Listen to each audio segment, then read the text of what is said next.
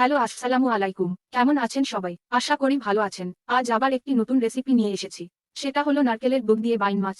আপনারা যারা রান্না করতে নতুন তারা এই রেসিপিটি অবশ্যই দেখবেন। আপনাদের অনেক উপকার হবে। একটা পাত্রে নিলাম কয়েক পিস বাইন মাছ। এক পাত্রে নিলাম ছোট ছোট কতগুলো আলু। এক পাত্রে নিলাম নারকেলের দুধ।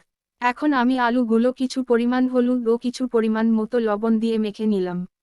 চুলায় একটা প্যান বসিয়ে দিলাম। প্যানটা গরম হলে পরিমাণ মতো তেল দিলাম। দিলাম পেঁয়াজ কুচি। পেঁয়াজ কুচিটি ভালোভাবে বেরেস্তা করে নিব। বেরেস্তাগুলো একটি পাত্রে উঠিয়ে নিলাম এবং ওই প্যানের তেলের ভিতর মেখে নেওয়া আলুগুলো ভেজে নিলাম। আলুগুলো ভালো করে ভেজে একটা পাত্রে উঠিয়ে নিলাম। আরও কিছু পরিমাণ তেল দিলাম। দিলাম 1 চামচ জিরার পেস্ট। দিলাম 1 চামচ আদার পেস্ট। দিলাম 1 চামচ রসুনের পেস্ট।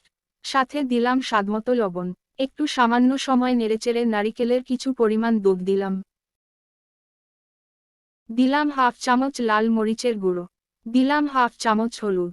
ভালো করে কষিয়ে মাছ দিয়ে দিলাম। মাছ দিয়ে নেড়েচেড়ে ভাজা আলুগুলো দিয়ে দিব। আলুগুলো দিয়ে নেড়েচেড়ে ঢেকে দিলাম। ঢাকনা উঠিয়ে নেড়েচেড়ে বাকি অবশিষ্ট নারিকেলের দুধ দিয়ে দিলাম। নারিকেলের দুধ দিয়ে নেড়েচেড়ে ঢেকে দিলাম। 10 মিনিট ঢেকে রাখলাম। ঢাকনাটা উঠিয়ে গরম মশলার 1 চামচ গুঁড়ো পেঁয়াজের বেরেস্তা দিয়ে দিলাম। নেড়েচেড়ে দিলাম। ফাইনালি বাইন মাছ ও নারকেলের দুধের রেসিপিটা শেষ।